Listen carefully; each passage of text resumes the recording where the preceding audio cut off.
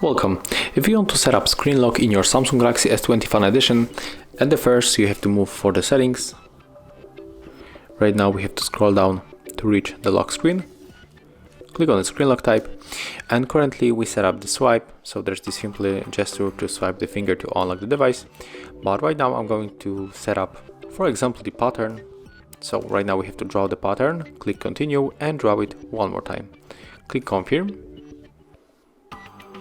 And here we are able to set up the notifications. So if you want, you can change the settings. Click done if you finish. After that, just lock the device. Press the power button one more time, swipe, and input your new lock method. So that's how it looks. Thank you guys for watching. Leave thumbs ups, comments, and subscribe to our channel.